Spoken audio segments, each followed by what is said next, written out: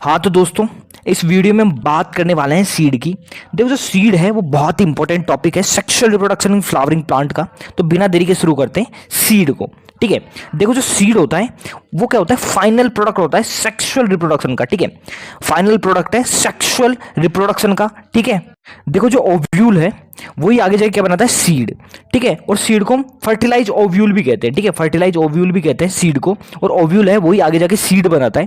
देखो सीड में क्या क्या होता है, सीड के बाहर एक प्रोटेक्टिंग लेयर होती है जिसे हम सीड कोट कहते हैं। ठीक है, एक होता है कोटिलिडन जो क्या काम करता है, फूड रिजर्व का काम करता है, और एक होता है एम्ब्रियोनल एक्सिस। ठीक है, क्या क्या देखो सीड में क्या क्या होता है, सीड कोट, कोटिलिडन जिसका काम होता है फूड रिजर्व का, और एक होता है एम्ब्रियोनल एक्सिस। ठीक है, अब देखो हम देखते हैं सीड कोट कैसे बनती है।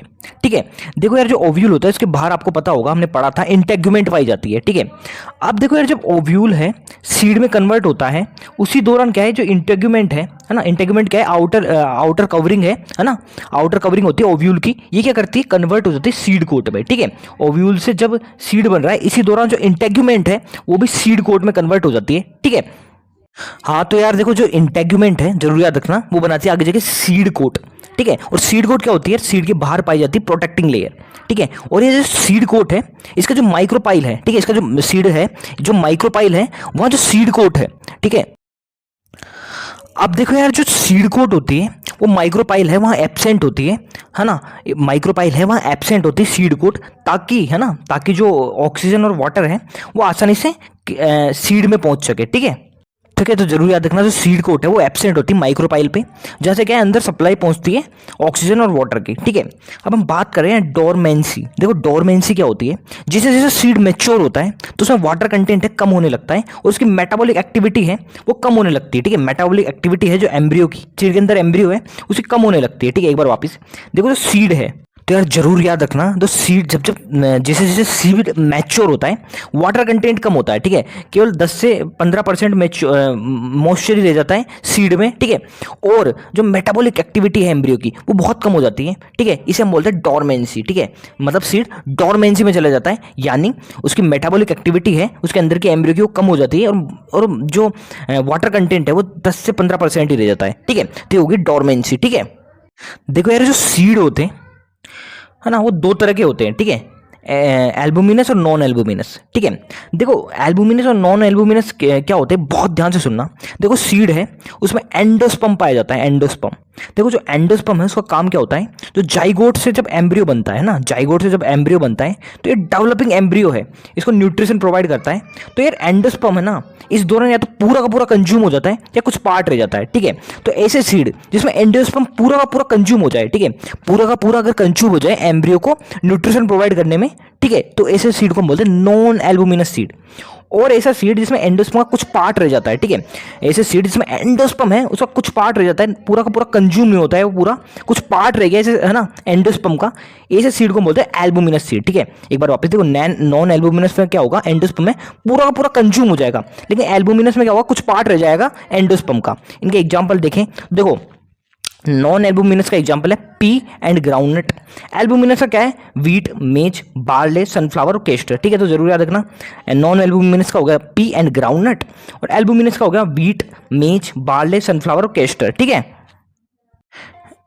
AIPMT 2014 क्वेश्चन है, पूछ रहा है नॉन एल्बुमिनस सीड है उसका एग्जांपल कौन सा है, बहुत आसान।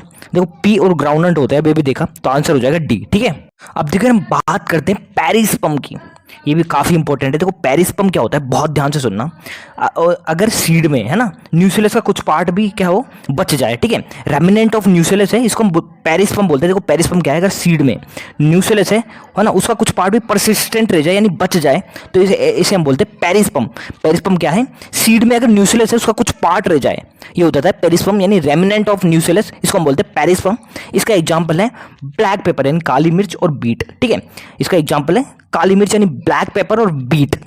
अब देखो यार जो ओवेरी है वही आगे जाके क्या बनाती है, फ्रूट बनाती है। ओव्यूल आगे जाके सीड बनाता है, और जो वाल है ओवेरी की वो बनाती है वाल फ्रूट की, जिसे हम पेरिकार्प कहते हैं। ठीक है, पेरिकार्प क्या होती है, फ्रूट की वाल है, उसे हम पेरिकार्प कहते हैं, जो कौन बनाती है, वाल ऑफ ओवेरी। ठीक है, तो एक बार वापस देखो, ओवेरी है वही आगे जाके फ्रूट बनाती है जर्नली। ठीक है, ओव्यूल आगे जाके बनाता है सीड, और जो वाल ऑफ ओवेरी है वो बनाती है वॉल ऑफ क्या, फ्रूट, इसे हम बोलते हैं पेरिकार्प, ठीक है। अब हम बात करते हैं फॉल्स फ्रूट की, बहुत इंपॉर्टेंट है, ठीक है। देखो अभी अभी हमने देखा जो ओवेरी है वही आगे जाके फ्रूट बनाती है, लेकिन ओवेरी के साथ साथ फ्रूट बनाने में अगर थैलेमस भी इन्वॉल्व हो जाए तो ऐसे फ्रूट को बोलेंगे फॉल्स फ्रूट, ठीक है। ये तो ट्रू फ्रूट हो गया। इधर क्या हो रहा है, जो ओवेरी है वही केवल फ्रूट बना रही है, लेकिन ओवेरी के साथ साथ अगर थैलेमस भी इन्वॉल्व हो जाए फ्रूट बनाने में, जिसे हम बोलते हैं फॉल्स फ्रूट। और इसका एग्जाम्पल है एप्पल, स्ट्रॉबेरी एंड कैसूज, ठीक है। इसका एग्जांपल है एप्पल, स्ट्रॉबेरी एंड कैसूज, जरूर याद रखना, ठीक है। यार बहुत आसान क्वेश्चन है नीट 2020 का। In some plant thalamus contribute to food formation, ठीक है, सॉरी फ्रूट फॉर्मेशन, ठीक है। थैलेमस है वो भी कंट्रीब्यूट करता है फ्रूट फॉर्मेशन में, इसे फ्रूट को हम फॉल्स फ्रूट कहते हैं, ठीक है। तो ये हो गया, ठीक है। अब यार हम बात करते हैं पार्थेनोकार्पिक फ्रूट की, ठीक है। अब हम बात करते हैं पार्थेनोकार्पिक फ्रूट की।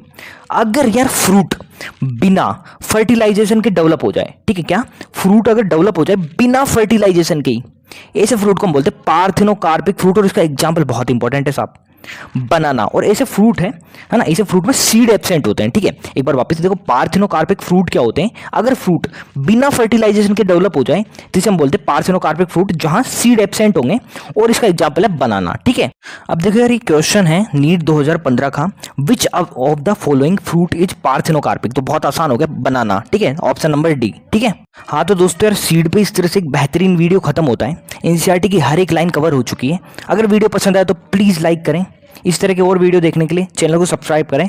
और आपका हाँ तो दोस्तों यार इस तरह से सीड पे एक बेहतरीन वीडियो खत्म होता है।